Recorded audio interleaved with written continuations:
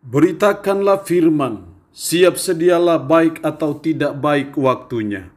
Shalom, puji Tuhan karena perkenanan Tuhan sehingga kita boleh ada lagi dalam renungan harian di hari ini. Nats firman Allah akan kita renungkan bersama di hari ini saya ambil dari Injil Lukas pasalnya yang ke-17, ayatnya yang ke-20 sampai dengan ayatnya yang ke-37. Secara khusus saya akan baca ayat 20 sampai 22, firman-Nya berkata demikian. Atas pertanyaan orang-orang Farisi, apabila kerajaan Allah akan datang, Yesus menjawab, katanya kerajaan Allah datang tanpa tanda-tanda lahiriah. Juga orang tidak dapat mengatakan, lihat ia ada di sini atau ia ada di sana. Sebab sesungguhnya kerajaan Allah ada di antara kamu. Dan ia berkata kepada murid-muridnya, akan datang waktunya kamu ingin melihat satu daripada hari-hari anak manusia itu, dan kamu tidak akan melihatnya. Demikian kebenaran firman-Nya hari ini yang mengajar dan menasihati kita kedatangan kerajaan Allah. Bagaimana kedatangan kerajaan Allah? Apa tanda-tanda kerajaan Allah? Itulah yang dijelaskan dalam nats ini. Nats ini dilatar belakangi oleh pertanyaan dari orang-orang Farisi dalam ayat 20. Atas pertanyaan orang-orang Farisi, apabila kerajaan Allah akan datang? Yesus menjawab, katanya kerajaan Allah datang tanpa tanda-tanda lahiriah. Jadi ketika orang-orang Farisi bertanya bila kedatangan kerajaan Allah atau bagaimana kerajaan Allah, atas dasar pertanyaan itulah sehingga Yesus menjawab pertanyaan dari para orang Farisi ini. Dari sini kita akan melihat bagaimana kedatangan kerajaan Allah itu. Ada 3 hal penting yang saya coba amati dari ayat ini, nats ini. Yang pertama dalam ayat 20-21, kerajaan Allah datang tanpa tanda-tanda lahiriah. Juga orang tidak dapat mengatakan, lihat ia ada di sini atau ia ada di sana. Sebab sesungguhnya kerajaan Allah ada di antara kamu. Sesungguhnya kerajaan Allah ada di antara kamu. Kenapa kerajaan Allah ada di antara kamu? Karena Sang Raja ada bersama-sama dengan mereka, yaitu Yesus Kristus. Dari sinilah kita melihat hal yang pertama soal kedatangan kerajaan Allah. Yang pertama adalah bahwa kerajaan Allah itu dimulai dari Yesus Kristus. Yesus Kristus datang untuk menegakkan kerajaan Allah. Kita harus memahami bahwa sesungguhnya kerajaan Allah itu sudah ada sejak dari zaman perjanjian lama. Tapi kedatangan Kristus di dalam konteks perjanjian baru adalah untuk menegakkan ataupun untuk meneguhkan kerajaan Allah, karena dialah yang menjadi raja dari kerajaan Allah itu. Sehingga kalau kita melihat dalam ayat 21, sebab sesungguhnya kerajaan Allah di antara kamu. Karena Yesus Kristus yang adalah raja dari kerajaan Allah itu. Jadi bagaimana kedatangan kerajaan Allah itu? Yang pertama adalah bahwa kerajaan Allah itu datang dimulai dari Yesus Kristus, berawal dari Yesus Kristus. Yang kedua, dalam ayat 25 sampai 29, tetapi ia harus menanggung banyak penderitaan dahulu dan ditolak oleh angkatan ini. Tetapi ia harus menanggung banyak penderitaan, yaitu Yesus harus menanggung banyak penderitaan, padahal dia adalah raja dari kerajaan Allah itu.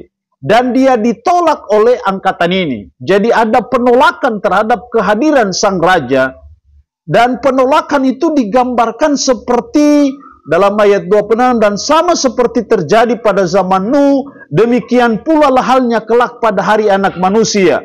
Mereka makan dan minum, mereka kawin dan dikawinkan, sampai pada hari Nuh masuk ke dalam bahtera, lalu datanglah air bah dan membinasakan mereka. Jadi angkatan yang menolak kehadiran Yesus Kristus yang adalah raja dari kerajaan Allah, mereka dibinasakan. Juga sama dengan peristiwa Lot dalam ayat 28. Demikian juga seperti yang terjadi di zaman Lot. Mereka makan dan minum, mereka membeli dan menjual, mereka menanam dan membangun. Tetapi pada hari Lot pergi keluar dari Sodom, turunlah hujan api dan hujan belerang dari langit dan membinasakan mereka semua. Jadi ada gambaran pada zaman Nuh, tapi juga pada zaman Lot, bagaimana mereka dibinasakan. Kenapa mereka dibinasakan? Karena mereka menolak kehadiran dari raja yang notabene-nya adalah raja dari kerajaan Allah. Disinilah kita melihat hal yang kedua, kedatangan kerajaan Allah itu bagaimana. Yang kedua, penolakan terhadap kerajaan Allah mengakibatkan kebinasaan. Karena Yesus Kristus adalah raja, jadi menolak raja dari kerajaan Allah sama dengan menolak kerajaan Allah itu.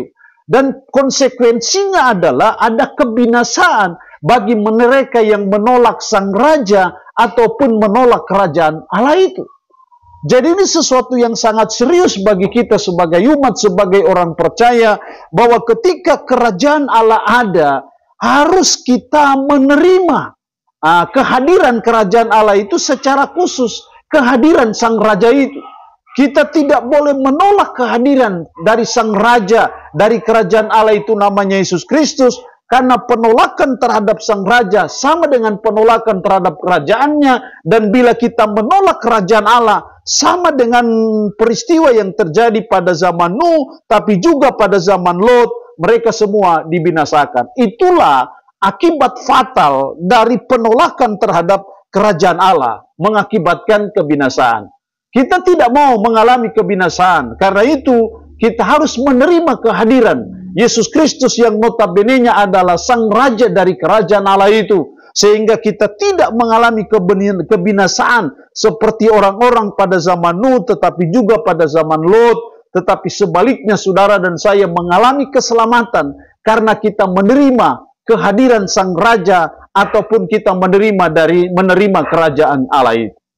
Yang ketiga yang saya amati mengenai kedatangan kerajaan Allah dalam ayat 30 sampai 37. Ayat 30, demikianlah halnya kelak pada hari di mana anak manusia menyatakan dirinya.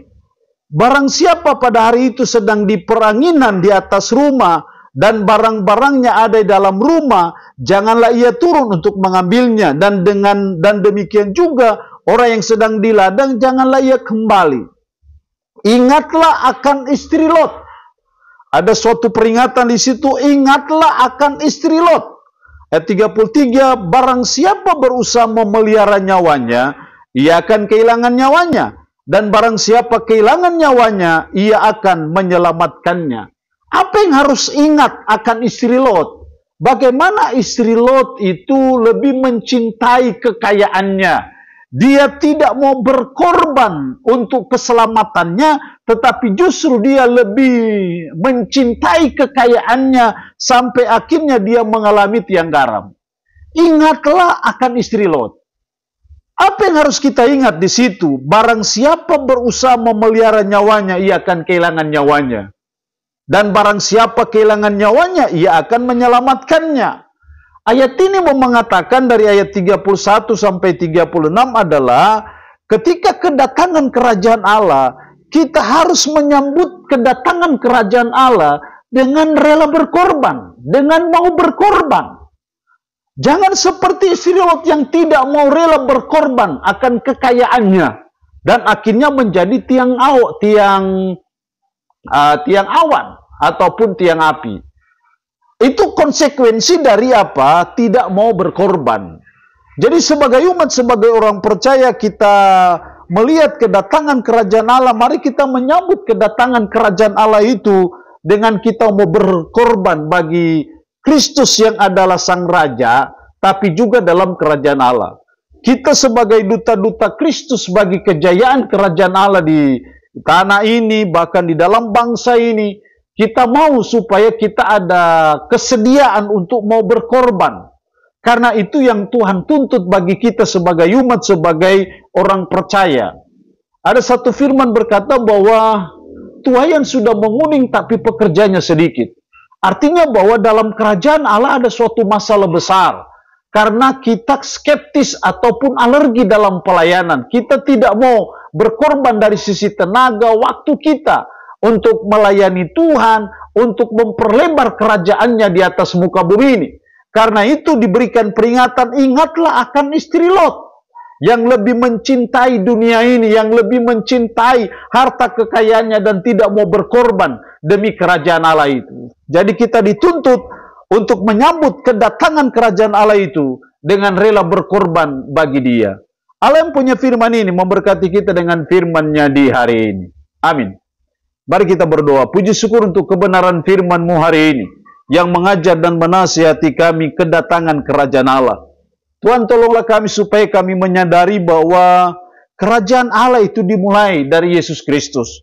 Bahwa penolakan terhadap kerajaan Allah itu akan mengakibatkan kebinasaan bagi kami. Karena itu tolong kami supaya kami mau menyambut kerajaan Allah itu dengan cara kami mau rela berkorban bagi Kristus yang adalah Raja dari kerajaan Allah itu. Roh-Mu yang kudus tanamkan dan meteraikan firman dalam hati dan pikiran kami. Dan sanggupkan kami untuk kami bisa memberlakukannya dalam kehidupan kami sehari-hari. Hamba mohon berkat bagi umat-Mu yang mendengarkan firman ini. Yang sakit dalam nama Yesus Tuhan jamah. Tuhan sembuhkan dari sakit penyakit yang diderita. Terpuji-pujilah nama-Mu. Dalam nama Tuhan Yesus Kristus kami berdoa. Amin. Shalom. Tuhan Yesus memberkati kita dengan firman-Nya.